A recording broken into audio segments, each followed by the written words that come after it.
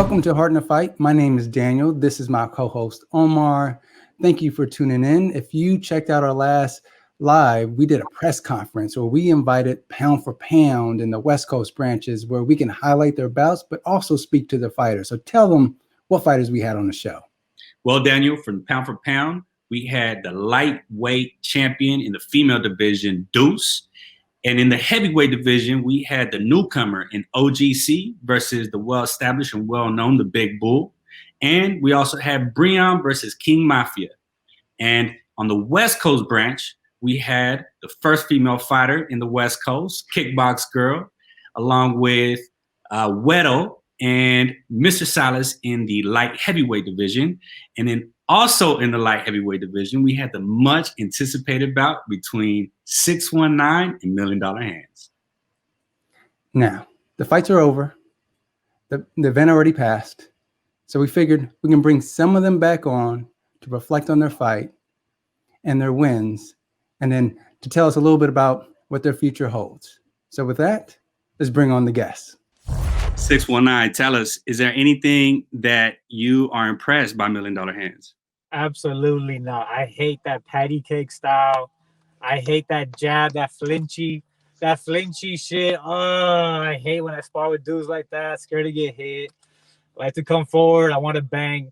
I asked you, let's stand and bang. Are you down to stand and bang till somebody goes to sleep? And what'd you say? I said I'm gonna win Saturday. Exactly. See, I come forward, you go backwards. So I'm gonna chase you around, but that fucking ring is small, man. So body shots are gonna come. Oof. Those body shots are gonna hit you so hard. Welcome, the man, the myth, the legend in the making. 619. Welcome to Heart in the Fight, sir. You're coming off a big win. How you doing today? Amazing.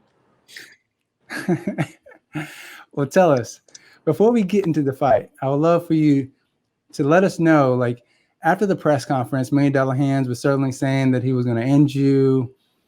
He was going to put his hands on you, that you were going to regret fighting him, regret talking smack to him. And what were your thoughts going into the fight?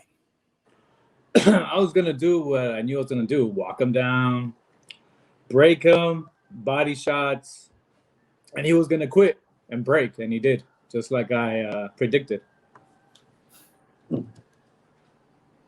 So walk us. Yeah, go ahead, Omar. No, yeah. So, I mean, what was fascinating to me leading up to the fight was how you were not taking this man seriously. I mean, you was talking about being at Tijuana with your girlfriend, drinking micheladas. Oh, absolutely. He had talked about you being on the Facebook Live, drinking a 6-pack. So he made a lot about your sort of, I guess, lack of discipline going into the fight. And here we see you again, chilling, drinking some Modelos and some micheladas, smoking a cigar. I mean, let me ask you this. How much of that was real and how much of that was you just trying to get into his head? Oh, it was real. Like, if you follow me on social media, you know, this past Tuesday, I was in Tijuana with my girl, drinking all night, partying, stayed there because I just didn't take homeboy seriously, you know? What was it about him that you didn't take serious? From his first fight, he didn't have any power.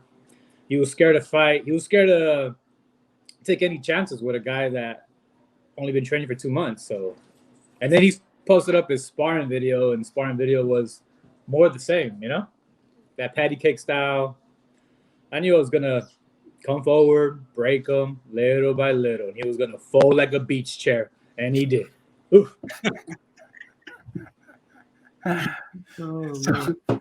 So tell us, did you actually train for the fight? At least tell us that. I want to say I trained a good 6 days for the fight.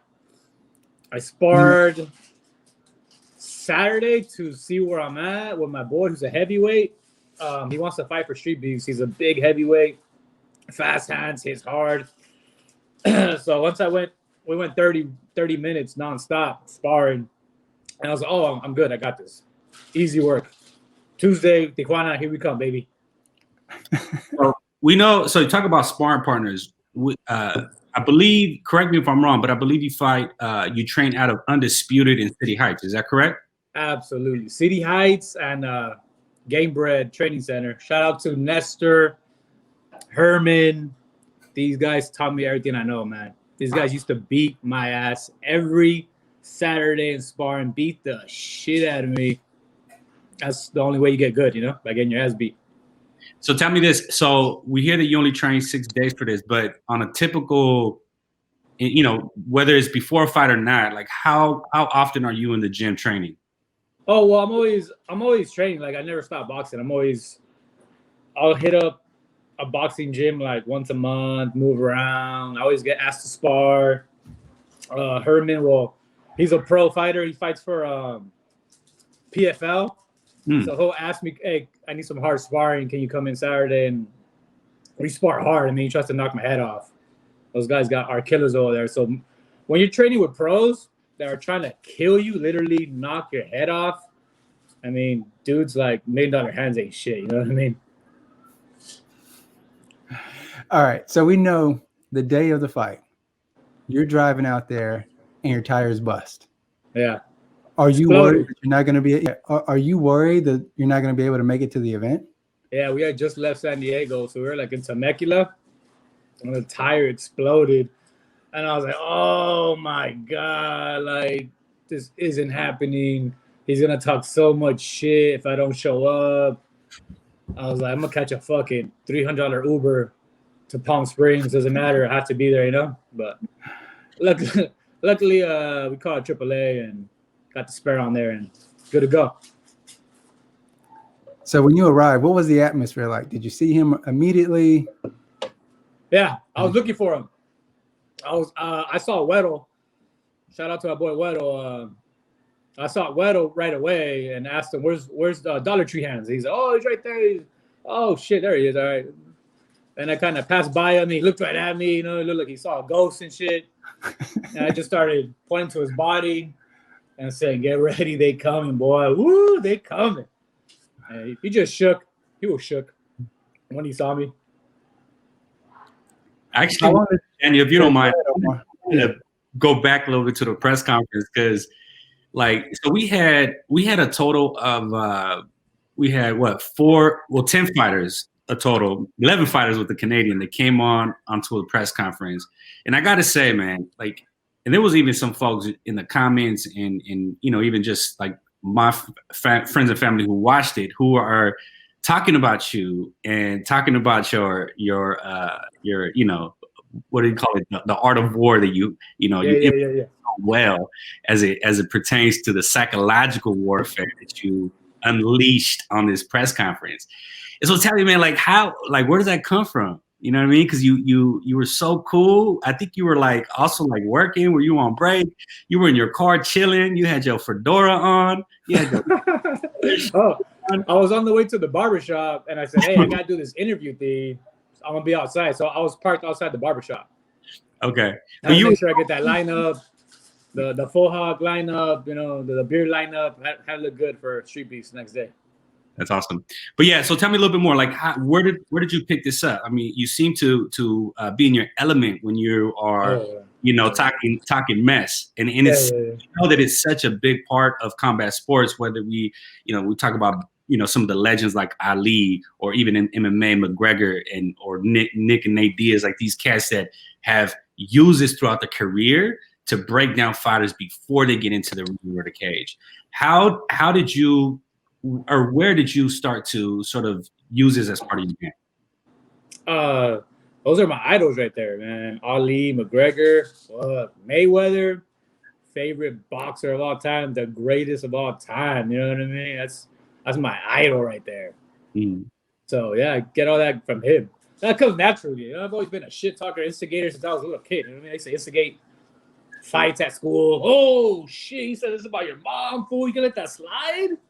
Oh hell no! You better throw down after 3 o'clock, perro. So I've always been a shit talker. Comes naturally. All my friends know Nurse is a fucking shit talker. Well, you also do it in the fight too. So Is that something that you rehearse, or it just comes naturally while you're in the fight? That's natural. Yeah, my girl saw the press conference, and she's like, "Dude, you're talking a lot of shit. You better not get fucked up." I'm like, "Baby, I got this." Mom, you saw his fight. She saw his fight. She's like, "Babe, you got this." I was like, "Yeah, no, I got this." And I was telling Dollar Tree Hands when we were face to face, and Shrek the ref was telling us the rules or whatever, and I was pointing to his gut while we're facing off. You know what I mean? I'm like, "Get ready." He's like looking at his stomach, like, "What do you mean?" I'm like, "Get ready, because they come." You know what I mean? Nothing you can do. The body shots are gonna come. So tell us how did it all play out, right? So now you're standing across from him, and y'all did not fight in the ring. Like, whose decision was that? So I actually told him, "Hey, where do you want to fight? Because that ring is tiny, man. It's smaller than it looks in pictures. It's like for little kids." You know what I mean? A lot of people got knocked out in that ring yesterday. Bad. Like, people got folded, which is cool. But I asked him, I went up to him before our fight and said, "Hey, you want to fight there or in the big?" And he was like, "I don't care." And I actually told him, "I prefer over here. I actually want to move around." You know what I mean? Mm-hmm. So he's like, "Yeah, I agree. That ring is small." Cool. So we both agreed. Either way, it would have been the same outcome. The stoppage would have came faster. There's nowhere for him to run in that tiny little ring. So at least he got to move a little bit. We got to work a little bit for 2 rounds. And so you're standing across from him in a blue, like, I don't know if it's mat. What exactly is the ground? Oh yeah, he had like Shrek had like mats for like MMA mats for like grappling and jiu-jitsu, and they just put the haystacks around it, kind of like the first event, except we had mats, so we'd have to fight in dirt, which was amazing. And so you're standing across from him. What is going through your mind? I saw an image of the before y'all fought where you're at your corners looking at each other, and it looks like you're talking crap. It looks like I was just staring him down. He's doing his best to stare me down, but I mean, he knows the outcome. He did good though. I give him props. I'm not gonna just say he was trash. He caught me good in the first round with like a overhand right. Caught me good, and I just smiled and I said, "Ooh, I like it." Because when you hit me, I turn it up. Like, I hate getting hit, man. I hate taking a clean shot to the face. He has a really good jab. He has a really sharp, clean, fast jab, but it wasn't enough. I kept coming forward. You know, I told him it's not going to be enough. That patty cake jab, not going to be enough. You know, and then he broke. I'm just glad he brought his girlfriend. I'm happy he brought his girl. And his girl got to see him break as a man. You know what I mean? She got to see her man break and fold and say, "No mas, I quit." You know what I mean? Good for him, because he would have got slapped if he would have got up off that haystack. And so did it go longer than what you anticipated? No, I wanted to end him in the 3rd round. I wanted to box him and see where he's at for 2 rounds. Actually, give him the first round. Give him the first round because he landed a beautiful right, and then he was popping that jab, clean jab. So I was like, "Oh shit!" I probably give him the first round, and then the 2nd round I turned it up, and then the 3rd round was go time. I saw him getting up a little slow from his corner. I saw him taking deep breaths. He took like a big deep breath before the 3rd started. I was like, "Oh, it's time to let the Aztec Savage out." You know what I mean? Time to turn it up. Woo! From 619 to the Savage. So tell me something. How long have you been training boxing? I mean, because the skills that you've displayed so far in your last 4 matches, we don't see this level of technique and this level of confidence as well in your boxing quite often. I mean, if we're just being honest, in Streetbeefs, there are some high-level fighters, but you certainly are someone that people are talking about and people have their eyes on. So how long have you been working at your craft? At least a solid 8 years. I mean, I started boxing just to like work out, get in shape. My brother took me to like Undisputed downtown for the first time. I fell in love with it. I saw people sparring, getting knocked out. I was like, "Oh my God, I love this shit. I love to like fight. Or fight in the street for free. Might as well get trained properly." You know what I mean? So, yeah. And then my amazing trainers like Nestor Flores, he taught me everything I know. He's the head boxing trainer at Game Bread. training center over here in the South Bay in Chula Vista. He's the reason for my body shots because he used to kill my ribs, and there's years of him beating the shit out of me every Saturday, beating the shit out of me. It's all him and Herman Torado. Mm. And how, if you don't mind me asking, how old are you? 619. I'm 35. 35. Wow. I mean, you certainly don't look like it. You don't move like it either. I know. Yeah, I know. And so what's the future? What is the future for 619?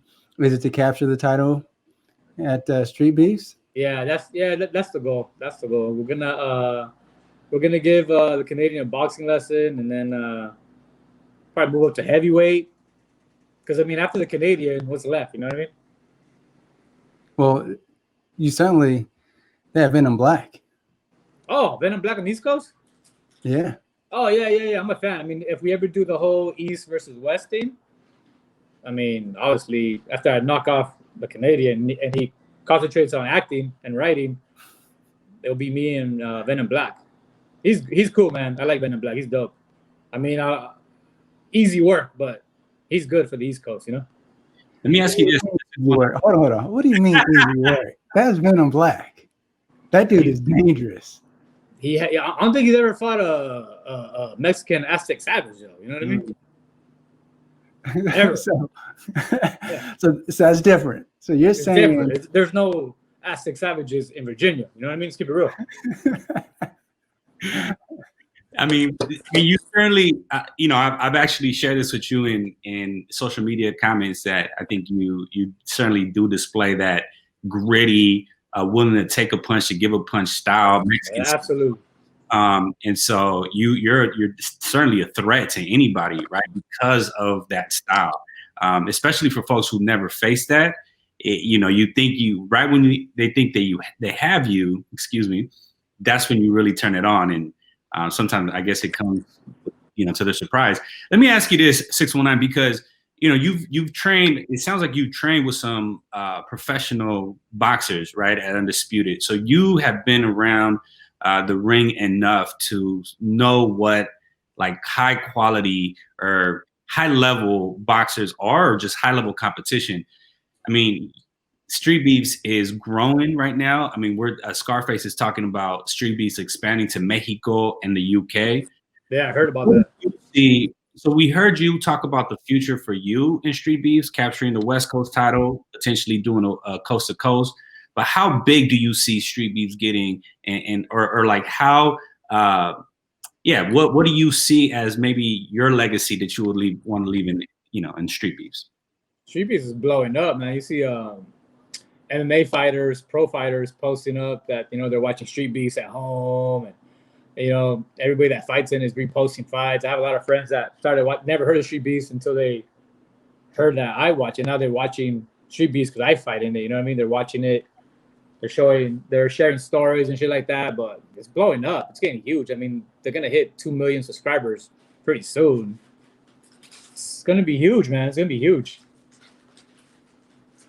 So how long you think you can compete? I know that you're looking for titles, but if you get the title in, say, a year from now, the West Coast title, the West Coast title, and potentially the East Coast title, even a heavyweight title. The West Coast title I should have in about 60 days, right when Paper Champ comes back from hiatus. Oh, I'm training in ice weather. Ooh, what the fuck are you talking about? I'm training in 75-degree weather in San Diego, palm trees. Same outcome, bozo. So how many more fights you want, though? I mean, after the Canadian, who's left? Because I already that division's kind of cleaned out. Right? So you're gonna go after the heavyweight title on the West Coast as well? Yeah, because I mean, there's nobody at heavyweight. There's no like standouts at heavyweight. You know what I mean? What do you mean there's no standouts at heavyweight? You got Shinigami there. Oh, but he's MMA. I'll never do MMA. Oh, okay. Yeah, fuck that. Props to guys that do MMA. Respect, man. Fucking elbows and knees and clinching and fucking ground game. Some guy's balls in your face. Fuck that shit. No, thank you, dude. I took a jiu-jitsu class one time with my boy Daniel, who's like a black belt. I was getting ragdolled and tossed around by some little kids, dude. Fuck that, dude. Respect. I'll never do it. Strictly boxing for me, man. Well, so you talk about that you cleaned out the division, right? If you beat the Canadian, you would have officially cleaned out the division at this point in time, right? Who knows who else shows up, with some competition. Right before, so we have had a chance to talk to Mr. Silas, and he's calling for the rematch with you. He told me that. He told me that yesterday because he knocked off the boogeyman, man. Respect. He knocked out. How do you feel about that rematch? Are you willing to give him the rematch? Oh, of course, man. Silas is dope. Silas is cool, man. Look at him. He looks amazing. He's kind of like Canelo. After Canelo fought Mayweather, whole different fighter. You know what I mean? That's Silas. You fought the best boxer in Street Beefs. Now look at him. You know what I mean? Amazing. Head movement, slipping, woo, body work, counters. Wait, so you're here to say that you're taking credit for his growth? Oh, absolutely. I'm pretty sure Silas will agree. You know what I mean? Okay, fair enough. Watch $1 Million Hands. Watch how he comes back from this L. You know what I mean? This epic L, but watch how he comes back from this L. Okay. I mean, would you ever want to fight Weddle? I mean, I was really pissed off. I told Silas, I was like, dude, I'm so fucking pissed that you gave him that L. I wanted to take out the boogeyman. I was hoping Weddle was gonna sleep Silas. And then, because Paper Champ was like, Weddle will knock you out 6 rounds. Shut the fuck up. Like you understand the monsters I've been in the ring with? Like, I've never been put to sleep. I've never been dropped. I never took a knee in my life sparring with high-level pro boxers and pro MMA fighters. So, believe me, a brawler, a kickboxer. I mean, Weddle told me, I'm a kickboxer. I'm not a boxer. I want to knock out dudes in 30 seconds. And it shows. He really wants to knock you out in 30 seconds. So, after 30 seconds, what happens? Boxing lesson. Ooh. I would have loved to have broken Weddle, but Silas did it. So there's nothing about the Canadian that worries you? So you're not impressed by his knockouts, nothing? He has one knockout. He has one stoppage. So you're not impressed by that? No, it's funny because he was talking about how, I've been fighting in 16s. That's why I got no stoppages until this last fight. I fought in 12s. Like, bro, I fought in 16s yesterday against Dollar Tree Hands. I've been fighting in 12s, and I actually can't hit as hard as I want in 12s because there's no protection. And I jammed my thumb against Big Daddy William, and then I tweaked my wrist against Silas wearing those little 12s because there's nothing there, man. So I was like, dude, I'm not gonna do this anymore. I'll give up a little speed by wearing 16s. I could crack so much harder with them, and obviously it showed. I wear 16s and I stopped $1 Million Hands. You know what I mean? Word. Well, we appreciate you coming on the show. We know that when you get set up with the champion, we're gonna have y'all both back on. I can't wait for Shakespeare to steal those fucking Mike Tyson quotes and try to make it like his own. And I can't wait. That kid's entertaining, man. It makes me laugh. I can't wait. Well, we know that putting you all in the same room together is going to deliver. So we're looking forward to it. We appreciate the time, man. Good luck with everything, brother. Thank you, man. All right, bro. Peace. Peace. If you like what you saw, if you like what you heard, please subscribe to the channel. You can also like and share this video. The more that you share, the bigger our platform gets. But before we get into our full closing, don't forget on December 27th, we are going to have the much anticipated Heart in the Fight award show. Play the video.